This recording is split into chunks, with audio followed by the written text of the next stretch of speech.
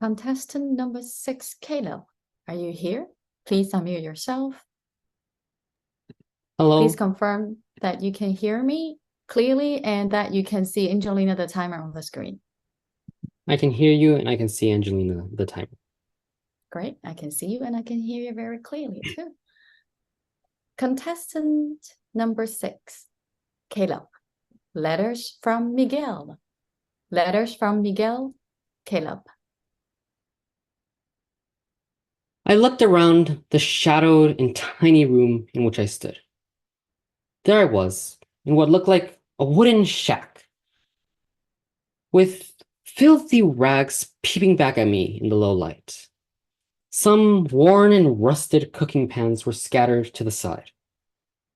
On my headset, the narrator's soft voice explained to me that this was how children in Africa lived, daily. This was their life. The Compassion International trailer had just visited my church, and my parents and I were wandering inside each exhibit station. As a third grader 7 years ago, for the first time in my life, I could truly experience the devastating nature of poverty. Station after station narrated stories of heartbreak and hardship. Thoughts of despair and sorrow filled my mind. But there was hope. By sponsoring a child in any part of the world, one could nurture their education, support their family, and help to bring them out of poverty. As I walked out of this trailer exhibit, I was greeted by walls and walls of clotheslines, on which were pinned photos of children awaiting sponsorship. I browsed through countless images of children in poverty and looked at their regions, ages, and genders. And as I did this, one child struck me. It was a boy of my age named Miguel. The card read that he lived in Mexico and had been born exactly 1 month and 1 day before me. And so my family decided that we would sponsor Miguel.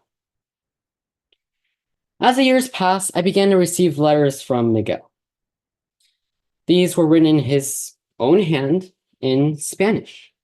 And as I can read and understand Spanish, I felt great pleasure at discerning the exact meaning of the text without resorting to the English translation provided.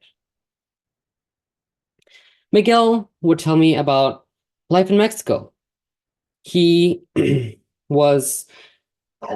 he liked to hunt, ride his horse, and he was fond of agriculture.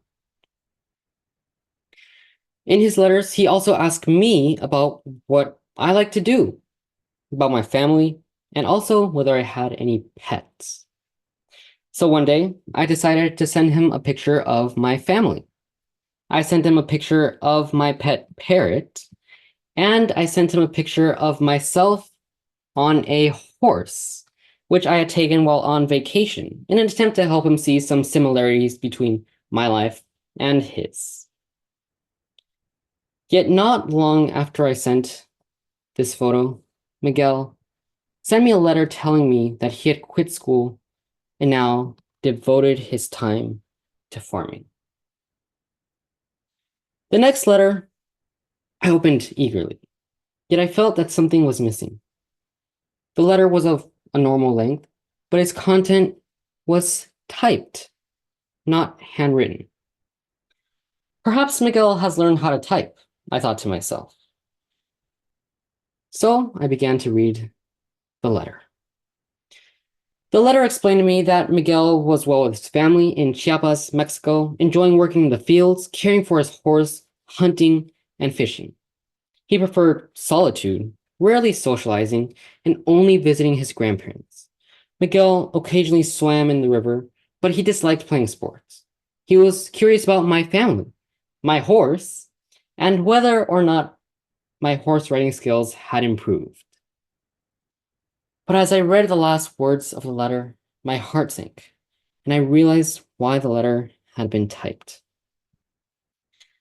This letter was written by his tutor, as he does not know how to write. As he does not know how to write. The weight of such letters was disheartening. I realized that since Miguel had quit school, he would no longer be able to know how to read and write. So what could be his future? How would he learn new things, find a lucrative job, or learn about the ideas of others through reading? Without literacy, I reasoned, Miguel will be destined for a life of agriculture, of farming, and of manual labor. Yet as these dark thoughts filled my mind, I realized that Miguel's bucolic lifestyle may not be as dark and hopeless as I thought. Miguel's life will be simple. He will wake up every day to go to work in the fields from sunup to sundown. He will not have to fight taxes, inflation, and traffic. Instead, he can simply live the life he enjoys: horseback riding, hunting, and farming. On the other hand, it saddens me deeply, however, that he may never be able to travel to Mount Doom with Frodo, nor see Aslan running through Narnia. He may never be able to hear about Tiny Tim or meet Mr. Scrooge. But this doesn't diminish Miguel in any way. It just makes his worlds a little more narrow, perhaps a little less beautiful, and of course, different from those of us who live in the United States. Yet in his own way, he is living a beautiful life already, watching the sunrise and the sunset, dipping his fingers into the soil he so dearly loves, and riding on horseback, smiling as the wind whips his face. Miguel's letters made me realize that there is a plan for everyone's life, and it is the best one for each one of us. The exact times and places in which we live has been determined for us. Miguel's time and place may be set in Chiapas, Mexico, while mine may be set in an affluent, education-centered region in the United States. Here in America, we may be literate, perhaps more intellectual than someone like Miguel living in Mexico, but it does us no good if we do not use that knowledge to help others.